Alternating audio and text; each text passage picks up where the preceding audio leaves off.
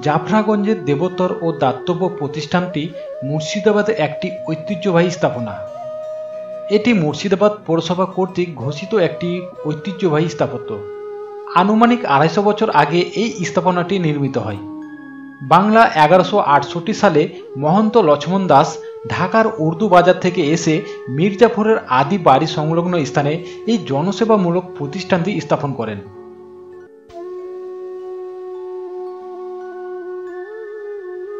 জাফরাগঞ্জের দেবোত্তর ও দাতব্য প্রতিষ্ঠান দক্ষিণ ভারতীয় রামানুজ সম্প্রদায়ের অনুগামী এই বৈষ্ণবীয় আখড়াটি বিগত ৩ শতাব্দী ধরে জাতি, ধর্ম, বর্ণ নির্বিশেষে সব মানুষেরই সেবা করে আসছে। মির্জাফর আলী খাঁর সময়ে লক্ষ্মণ দাস এটি তৈরি করেন। এটি রঘুনাথের আশ্রম নামেও পরিচিত। মির্জাফরের পরে বাংলার মসনদে বসেন মীর কাসিম। মীর কাসিম মহন্ত মহারাজের সঙ্গে সাক্ষাৎ করে রাজকার্য সম্পর্কে তার পরামর্শ ও উপদেশ নেন।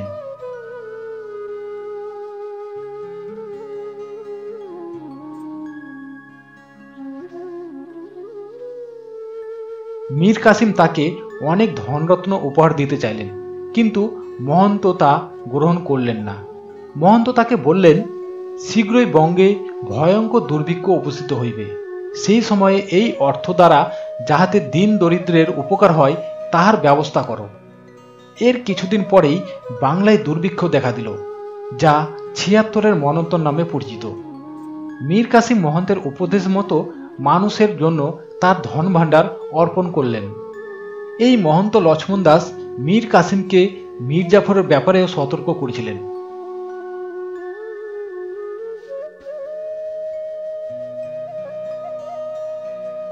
মির্জাফরের ভয়ে মীর কাসিম অল্প কিছুদিনের জন্য তার রাজধানী মুর্শিদাবাদ মুঙ্গেরে স্থানান্তরিত করেন। তিনি প্রজা সাধারণের উপর থেকে করের বোঝা নামিয়ে দিলেন, কিন্তু মির্জাফরের সহায়তায় প্রথমে মুঙ্গের ও পরে পাটনা ইংরেজরা দখল করে নিল। মীর কাসিমের মতো মির্জাফরও লক্ষ্মণ দাসের উপদেশ পরামর্শ গ্রহণ করেছেন। এভাবে লক্ষ্মণ দাস সে সময়ে নবাবদের কাছে অত্যন্ত প্রিয় পাত্র হয়ে ওঠেন। সময়ের ব্যবধানে আজ লক্ষ্মণ দাস, মির্জাফর বা মীর কাসিমও নেই, কিন্তু এই প্রাসাদ ও সেবা কেন্দ্রটি আছে।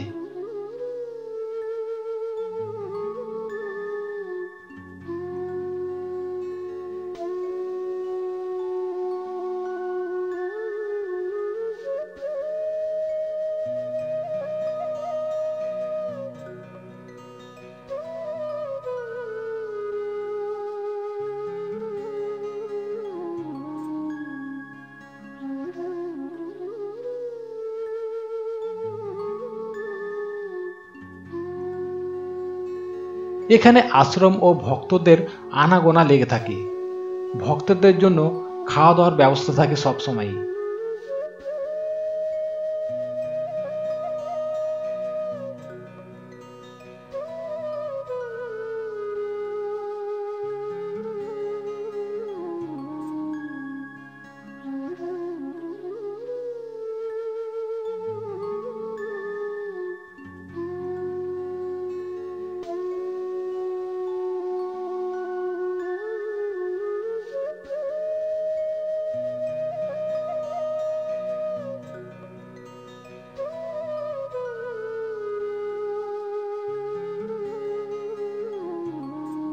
এর অভ্যন্তরে আছে প্রাচীন কাষ্ঠশিল্পে খোদিত এবং রাজস্থানের তুষার শুভ্র মর্মে শতাধিক বছরের প্রাচীন প্রাসাদ।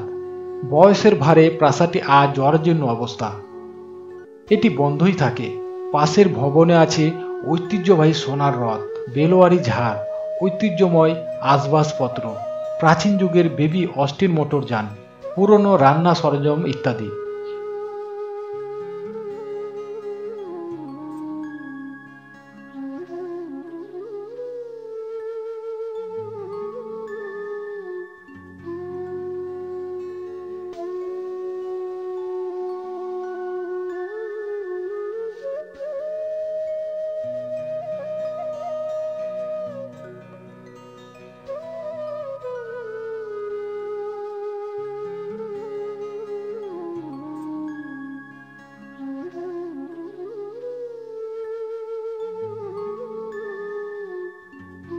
কথিত আছে প্রাচীন যুগের এই বেবি অস্টিন গাড়িটি মাত্র 80 টাকা দিয়ে কেনা হয়েছিল, যা আজ ছোট একটি গ্যারেজে রাখা আছে। পাশেই আছে সোনার হ্রদ। দর্শনার্থীদের জন্য দিনের সব সময় এটি খোলা থাকে। আমাদের এই ভিডিওগুলি আপনাদের কেমন লাগছে অবশ্যই আপনারা কমেন্টে লিখে জানাবেন। আপনাদের একটি মূল্যবান কমেন্ট আমাদের উৎসাহিত যোগায়, তো অবশ্যই আপনারা কমেন্ট করে দেবেন এবং যদি পারেন ভিডিওটি লাইক করে বন্ধুদের সাথে শেয়ার করে দেবেন। এবং এই ধরনের আরও ভিডিও দেখার জন্য আমাদের চ্যানেলটিকে এখনই সাবস্ক্রাইব করে পাশের বেল নোটিফিকেশনটা বাজিয়ে রাখুন। তো দেখা হচ্ছে পরের ভিডিওতে। ভালো থাকবেন, ধন্যবাদ। সামনে যে গাড়িটা, এটা 80 টাকার গাড়ি, যেটা ভারতের প্রথম গাড়ি। ভারতের প্রথম গাড়ি? হ্যাঁ। 80 টাকা? হ্যাঁ, যখন ইংরেজরা যুদ্ধ করতে এসেছিল তখন গাড়িটা নিয়ে এসেছিল। 1757 সালে গাড়িটা এখানে আনা হয়েছিল।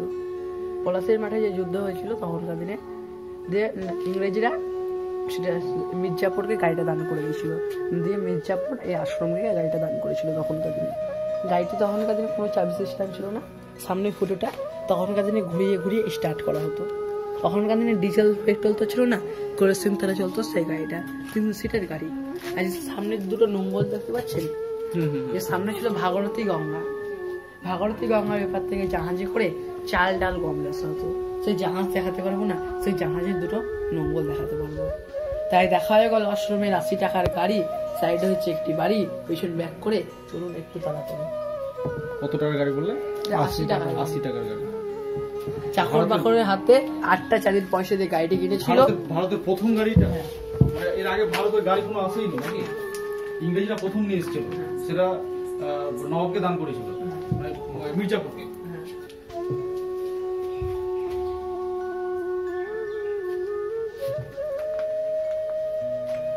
ভারতের প্রথম গাড়ি।